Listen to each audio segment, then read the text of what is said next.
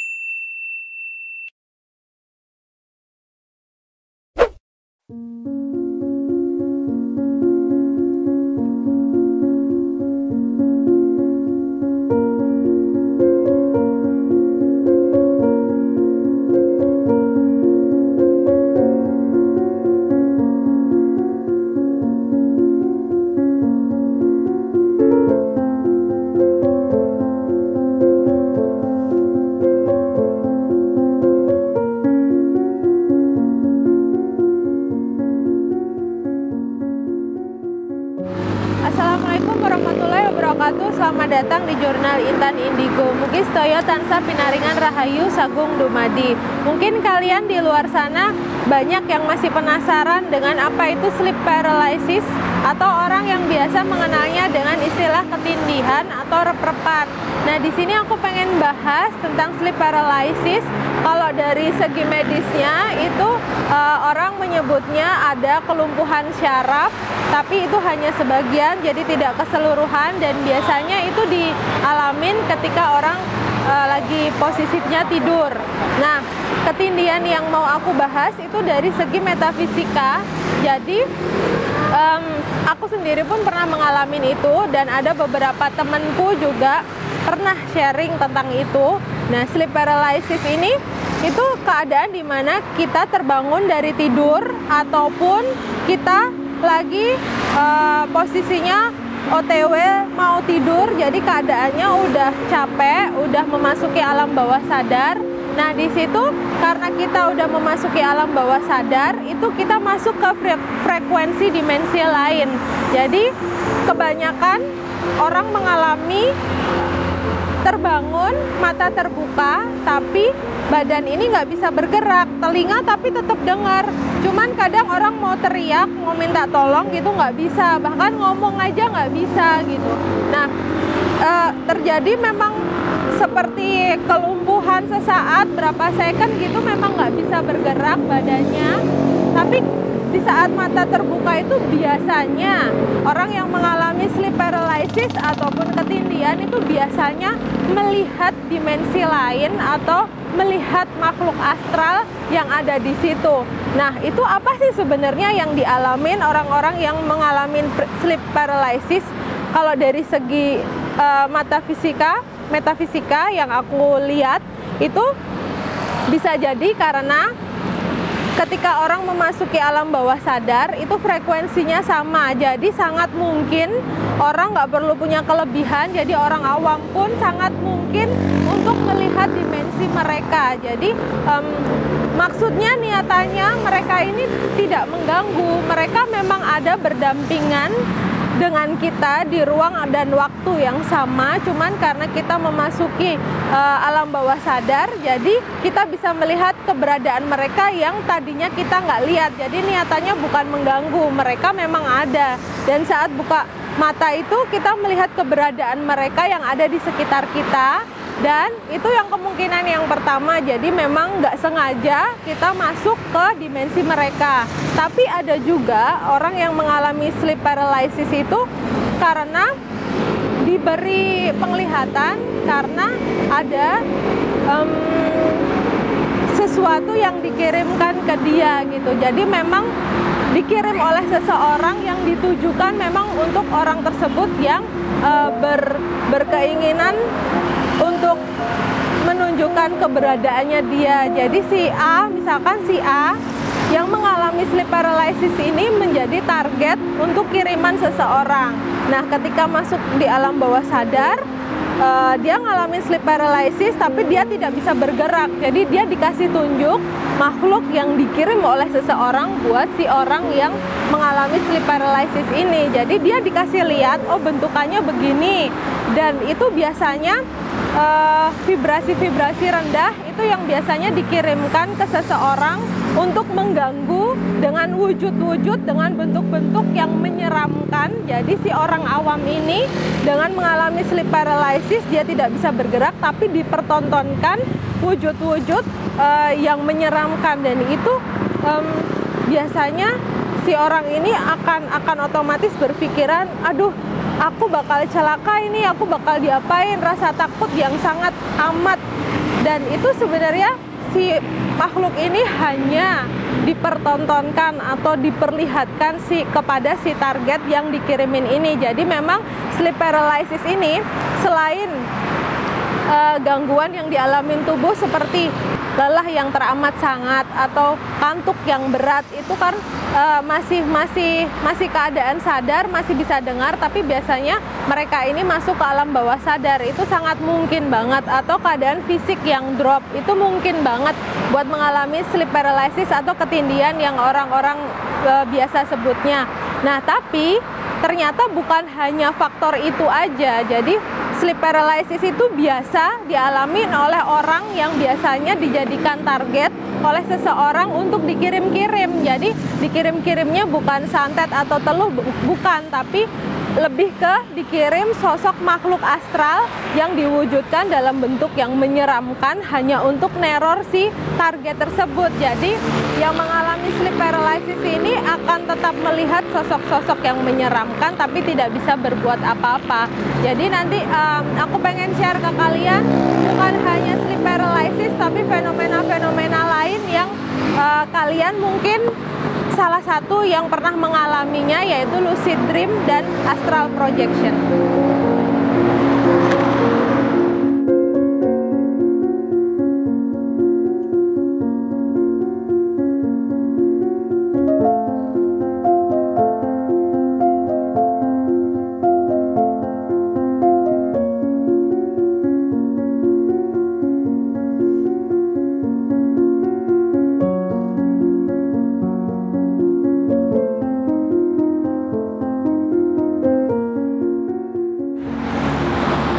Kedua, yang pernah kalian alamin itu adalah disebutnya lucid dream.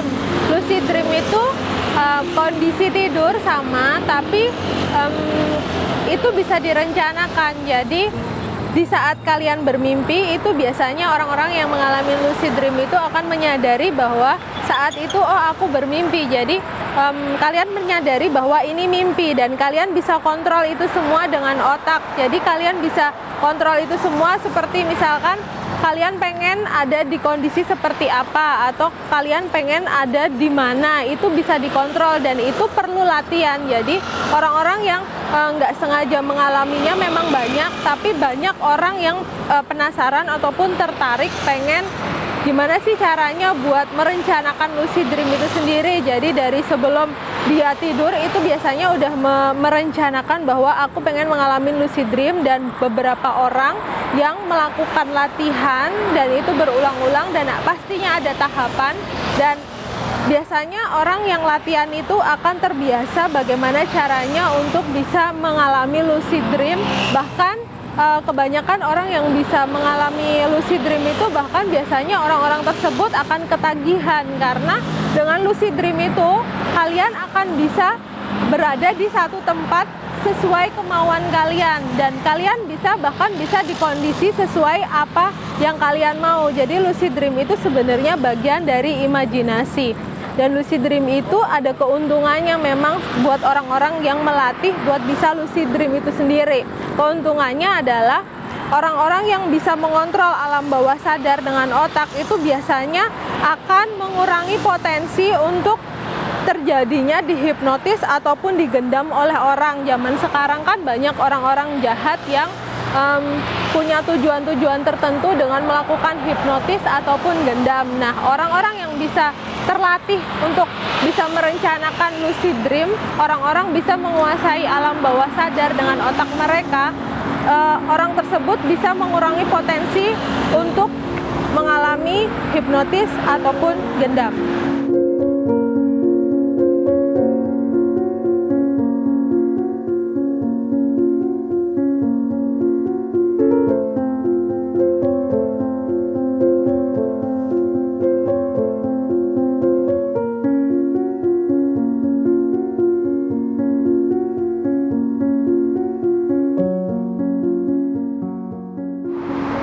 Selain lucid dream ataupun sleep paralysis, ada juga yang sering kalian alami, yaitu disebutnya sebagai astral projection.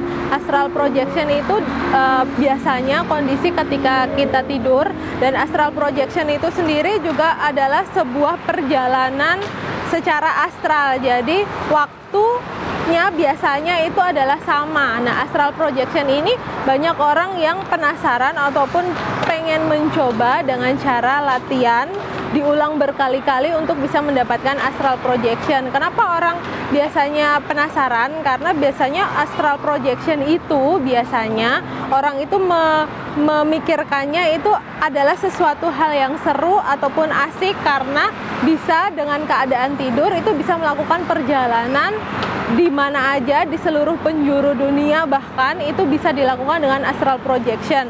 Nah, walaupun astral projection itu sendiri bisa dilakukan dengan cara latihan atau diulang berkali-kali untuk bisa mendapatkan astral projection itu sendiri, tapi kebanyakan orang yang mempunyai kelebihan ataupun titipan seperti indigo itu biasanya akan mengalami astral projection dengan sendirinya, jadi tanpa latihan gitu. Seperti yang aku alamin, dulunya juga nggak bisa dan nggak tahu kalau ini yang dialamin adalah sebuah astral projection, tapi makin kesini karena itu sering terjadi, akhirnya aku tahu dan bisa nandain mana mimpi dan mana yang merupakan perjalanan secara astral atau astral projection. Dan astral projection ini bedanya dengan lucid dream ataupun sleep paralysis. Astral projection ini memerlukan energi yang sangat besar. Jadi walaupun kondisinya tidur, tapi ketika orang mengalami astral projection itu sama dengan tidak tidur, karena ketika terbangun si orang yang mengalami astral projection ini tetap merasa capek karena rasa-rasanya tidak tidur, karena hanya fisiknya aja, hanya badannya aja yang kelihatannya tidur, tapi ada kondisi di mana roh itu keluar dari badan atau yang disebutnya body experience, out of body experience. Jadi keluarnya roh dari dalam tubuh dan melakukan perjalanan astral, makanya akan memakan energi yang cukup banyak dan rasanya bangun tidur itu seperti orang nggak tidur, jadi tetap capek. Nah, astral projection ini sebenarnya nggak bisa dilakukan oleh sembarang orang. Kenapa begitu? Karena kalau orang-orang indigo ataupun yang mempunyai titipan, itu pun tidak semua indigo bisa melakukan astral projection. Hanya orang-orang pilihan yang bisa melakukan itu ataupun mengalami itu.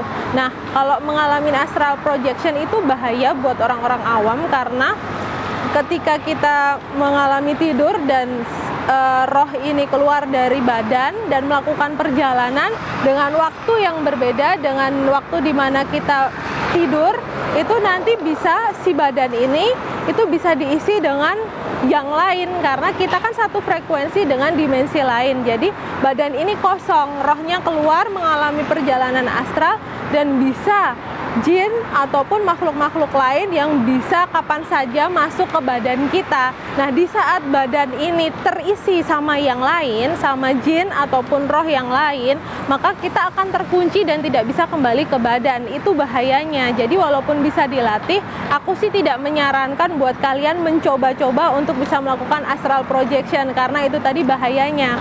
Nah, kalau orang-orang indigo ataupun aku yang sering mengalami astral projection, itu pun juga nggak direncanakan, beda sama lucid dream. Kalau lucid dream itu bisa direncanakan dan kita sadar kalau itu kita sedang mengalami mimpi dan kita bisa mengkondisikan semau kita. Kalau astral projection itu sebagai indigo yang menurut aku yang pernah aku alamin itu tidak direncanakan. Jadi tiba-tiba aja keadaannya tidur, tiba-tiba aja aku sih seringnya dijemput sama satu sosok yang dijemput, yang aku nggak jelas, dengan mukanya nggak jelas, tapi yang pasti pakai ageman kejawen atau pakaian adat Jawa. Biasanya aku dijemput dan tiba-tiba aja ada di sebuah tempat yang aku nggak tahu di mana itu. Jadi biasanya astral projection yang terjadi sama aku ataupun indigo yang bisa mengalami itu, biasanya itu punya tujuan-tujuan tertentu atau punya misi tertentu. Jadi roh ini dibawa ke satu tempat dan biasanya ada pesan yang perlu disampaikan oleh si indigo ini. Yang aku alami sih begitu. Jadi astral projection itu nggak sembarangan buat bisa, oh pengen jalan-jalan kemana, pengen di kondisi apa, itu enggak. Jadi bahaya.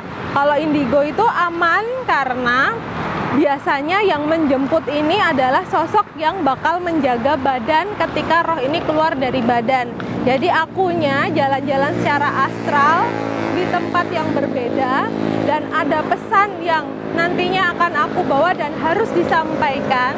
Nah, si badan ini ada yang menjaga. Jadi saat dimana aku harus kembali di badan aku ini, itu nggak perlu ada cara-cara atau ritual khusus gimana caranya untuk balik, tapi dengan sendirinya oke, waktunya kembali ke badan ya, aku dengan sendirinya akan masuk ke badan aku lagi. Dan ketika bangun itu akan yang biasanya yang terasa dada sesak, kepala sakit, dan amat sangat melelahkan karena sama aja aku nggak tidur gitu. Nah, dari lucid dream, sleep paralysis, dan astral projection itu sebenarnya sama-sama punya porsinya masing-masing dan sama-sama ada efek sampingnya masing-masing. Dan aku sih tidak menyarankan buat kalian untuk mencoba-coba ataupun mencari tahu gimana sih caranya lucid dream atau gimana sih caranya buat mengalami sleep paralysis ataupun astral projection. Dan aku tidak menyarankan itu. Jadi biarkan, kalaupun di antara kalian itu ada yang mengalami 3 hal yang aku bahas tadi, itu biarkan dengan alami. Jadi jangan dicari-cari karena itu sangat bahaya buat yang tidak terlatih. Nanti apalagi astral projection ya, kayak yang aku tadi bilang, itu sangat-sangat bahaya karena bukan tidak mungkin kalian nggak bisa kembali lagi ke badan kalian.